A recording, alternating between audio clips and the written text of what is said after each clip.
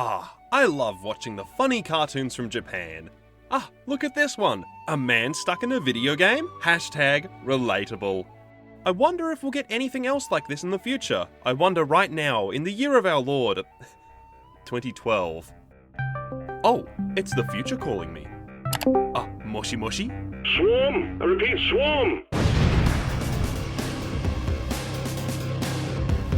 Degenerates like you belong on a cross.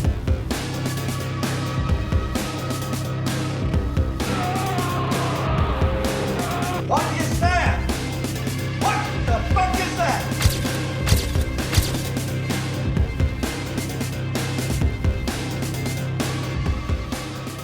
The Mayans were right. The end of the world did come in 2012, but it was not a biblical wave, nor a meteor. It was the release of Sword Art Online. This show marked the end of times by simply starting a trend that now infests every season. Now, Isekai probably needs no introduction. It's been a bit of a thing in the anime world for a while now. If you've been in the community or just been around the modern anime landscape, you would have heard about it. People getting transported to other worlds, mainly medieval fantasy worlds, getting powerful, finding a group of women and going on some grand quest, while also probably sporting a title that is multiple sentences long. The initial isekai boom has long since passed, but somehow, to this day, every season, we get multiple isekai being released. This season, there are 7, isekai. This year, there have been 30. It's a genre that's here to stay, and whether we like it or not, we will be getting more. But is that a good thing? Because isekai isn't known for being the best of quality all the time. In fact, it's known for being, well, rather shit. At least, nowadays, it is. Because if we look back to the ancient times, there were isekai light novels before SAO, but SAO was the first one to really take off, so it's not surprising that in the wake of Sword Art's insane success, a bunch of similar light novels about an everyday gamer and anime fan getting taken away and becoming powerful in RPG worlds started to get adapted. They were trying to capture the same feeling and success Sword Art had, and it worked, with some of them becoming huge hits in the anime community. It was such a successful formula within these first few iterations, of course people were going to replicate it, which is why we have isekai as a genre nowadays. But it felt like there was a much bigger concern for quality in a lot of these earlier isekai shows, to make their works interesting and stand out, whether that was through the story or the actual production quality of the show. At least compared to nowadays, where,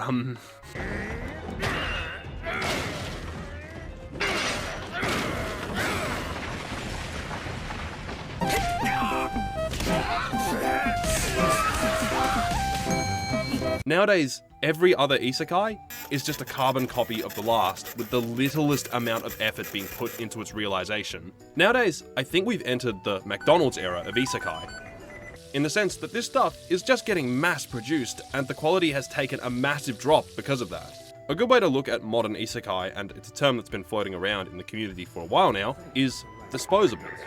It's disposable anime. You watch, you enjoy it for a bit, and then you move on without really caring about it. I'm going to come back to that term later, but what I want to do in this video is talk about isekai, because I've seen quite the number of isekai.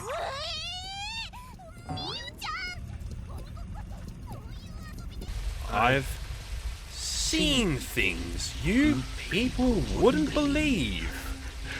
Some good, and some bad. So I have a lot of strong feelings towards the genre.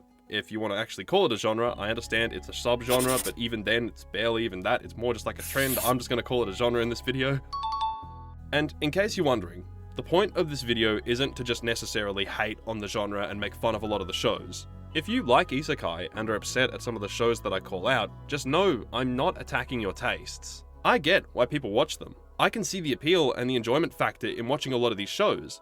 And there are isekai that I enjoy that many might consider to be mid or worse. Think of it like this. Who doesn't mind a bit of fast food every now and then? Who doesn't mind a nice Big Mac? Personally, I do not like McDonald's. I rather KFC, because when I go to KFC, it's not a 50-50 chance if I'm going to get food poisoning, it's just a guarantee. The point I'm getting to is that I think it's fine to enjoy what you want, including any of these shows. The reason I'm making it is to more underline the problems the genre and the stories in the genre are facing, and I really want to highlight why I think they're an issue. Because Isekai has been a bit of a punching bag in the community. And let's be honest, Isekai isn't always the best of quality. The numbers, Mason. What do they mean? I think Isekai as a genre is being held down by a lot of its issues that kinda stop it from being a beloved part of the anime world. Now, with that being said, the biggest problem that Isekai as a genre faces is repetitivity. I'm sure you're sick of hearing this, but all of these shows just feel the same. They have the exact same story, sometimes done very, very poorly. They all take place in the exact same world, none of them go outside of this power fantasy norm, and it doesn't help that for some reason they all have the same art style as well. Gigguk has a video from a few years ago where he talked about Isekai, and there was one part in that video where he talked about this website, which is basically the origin point for a lot of these modern Isekai light novels. And he basically showed in that video that the authors of these light novels literally steal from each other. Stop! Thief! It's like YouTube in the sense that when one person has a successful video, everyone will begin to replicate it. Like, Isekai all feels the same, because it basically is. Some long-forgotten author in the ancient times may have wrote one of the first trash Isekai, and from there, everyone copied them.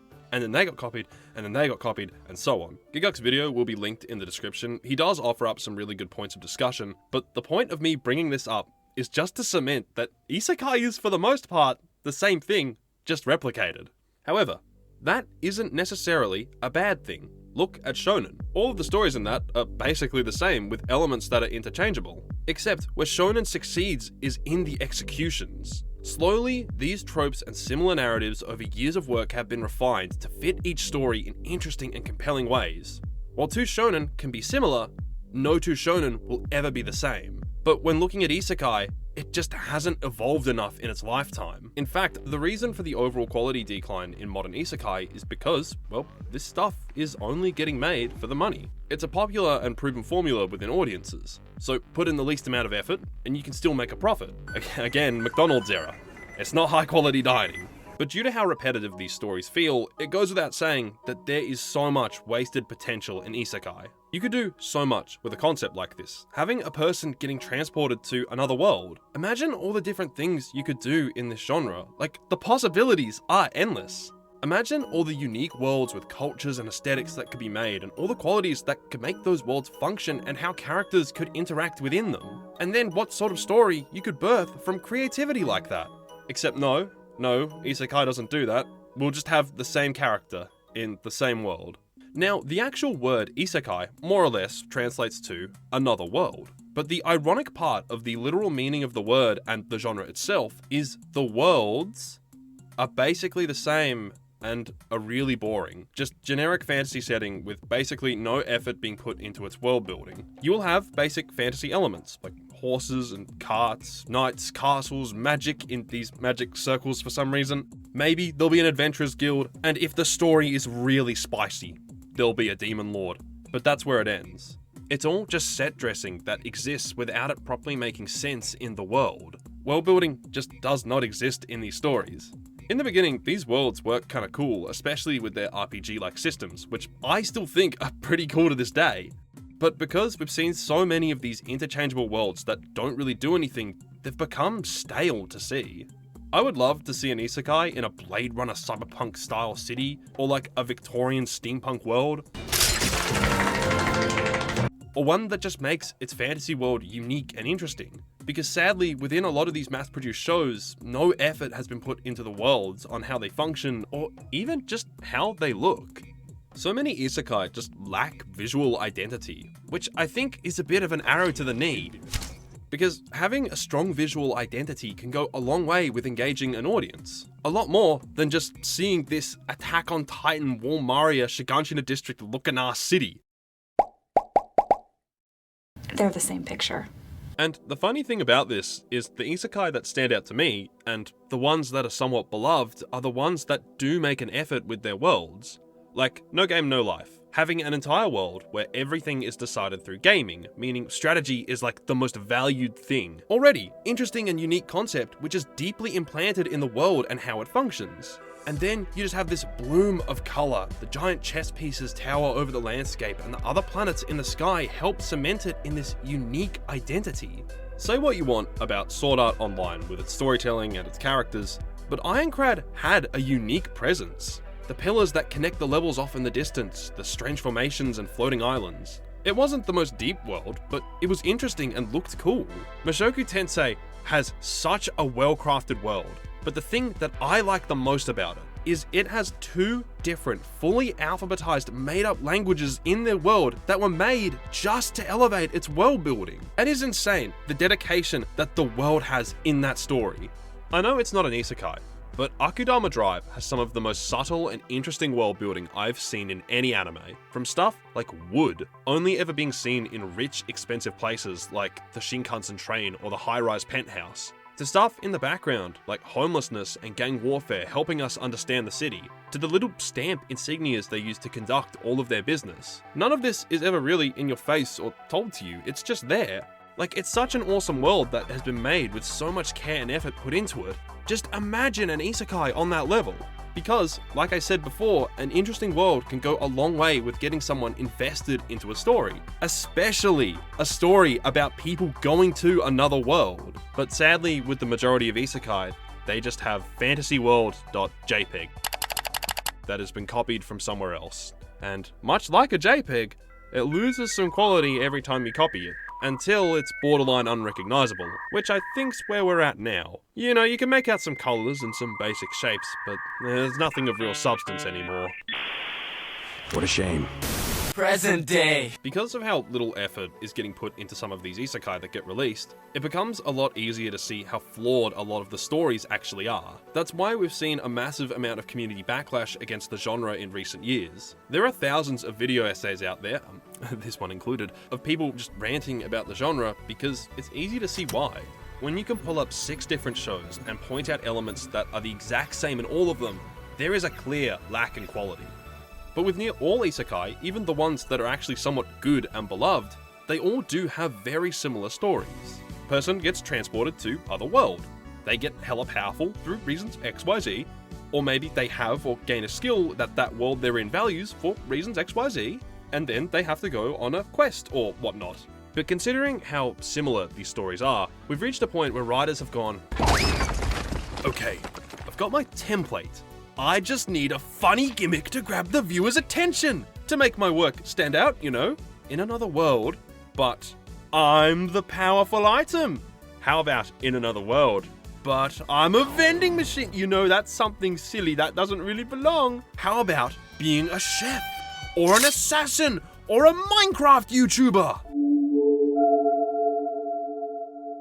And while some of these are actually well done using their niche appropriately and do somewhat differentiate themselves, for quite a lot of it, once you get past the gimmick, you will realize the story is the same as all the others you've seen, and you're watching a person using a specific skill or quality to solve a problem for the 20th time, it wears on you. You move on. I think like 80% of people who start these light novels that have a very specific gimmick get a few volumes in and then just give up.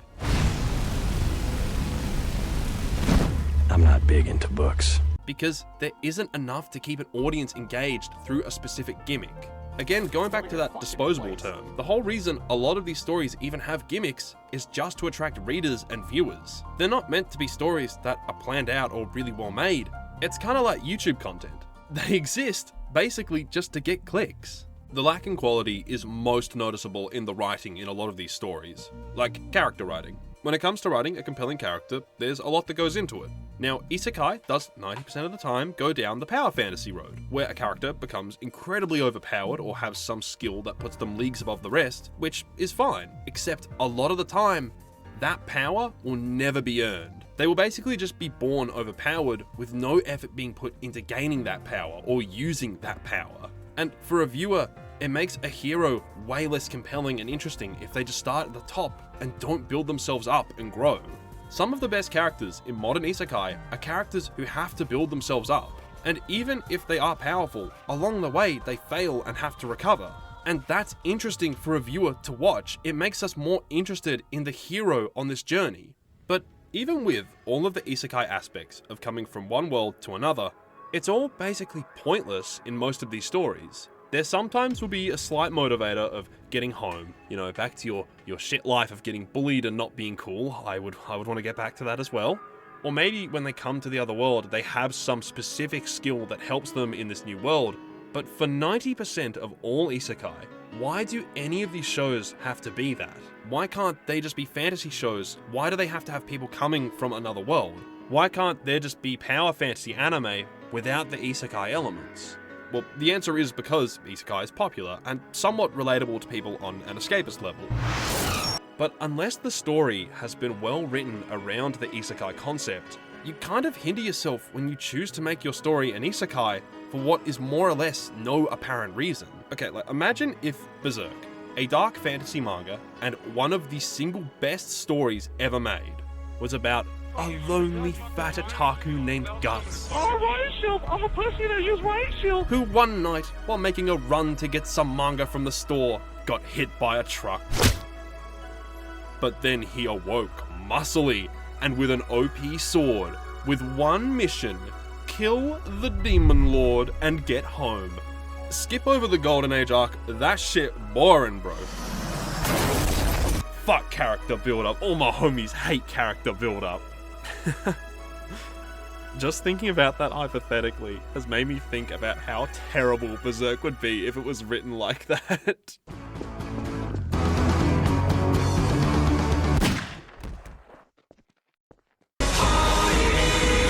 A big problem I have with the writing in a lot of these isekai is, what are these stories actually trying to tell? Like, what is the point in them? What are they trying to get across to the viewer? I'm not saying every story has to, mean something or have complex multi-layered themes, but why would you make a story about a loner dying and getting another chance, only not to really explore or do anything with that? And the single biggest problem I can see with the writing that kind of goes with that is it's simply not being planned ahead. Nothing is thought out, nothing has pre-planning, just make it up as you go along. This is a surefire way to kill your story and lose your audience.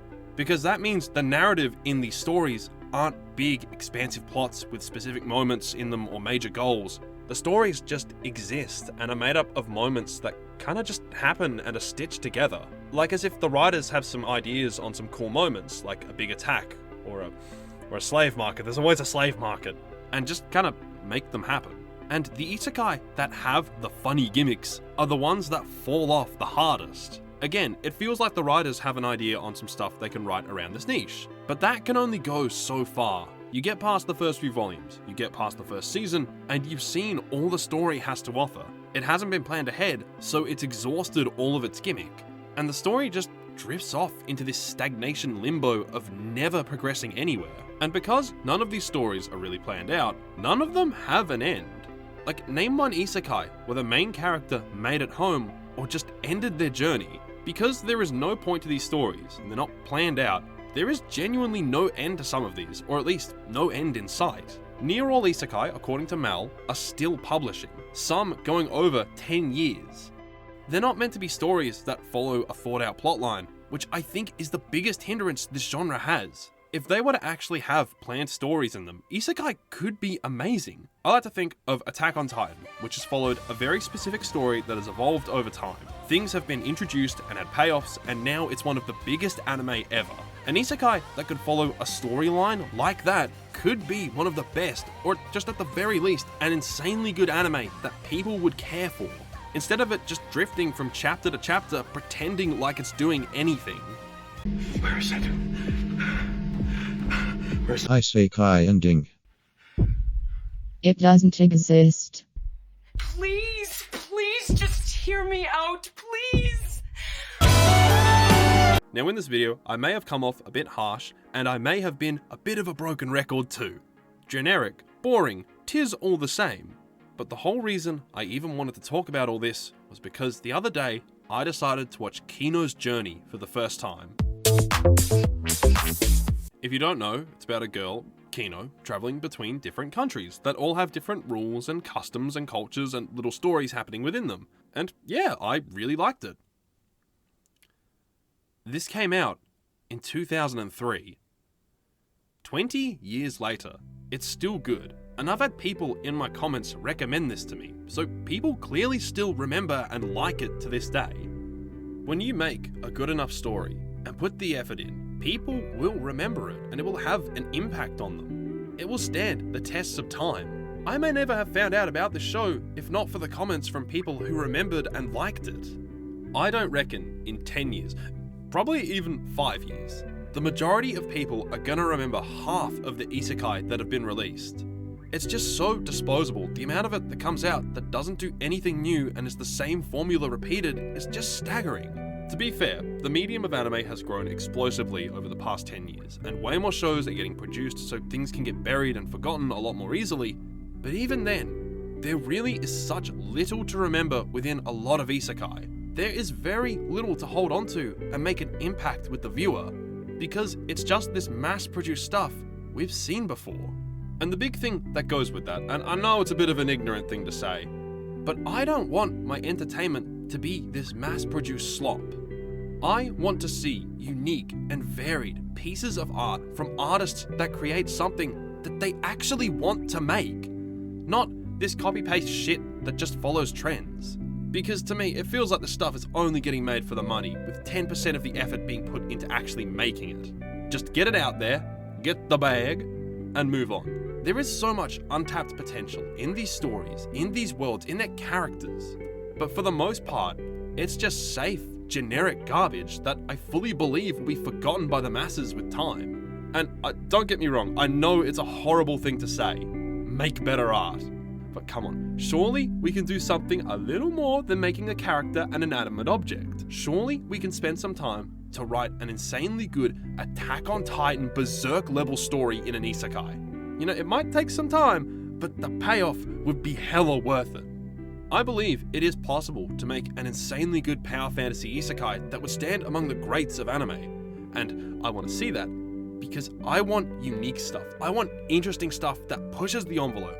I want to see some effort being put into the worlds and the characters and the stories that are getting made here to create something that will have an impact on the viewer, something to be remembered for years to come. Because really, what is the point in making something that is just gonna be forgotten? Again, I don't think all isekai have these problems, and I don't think all isekai are bad.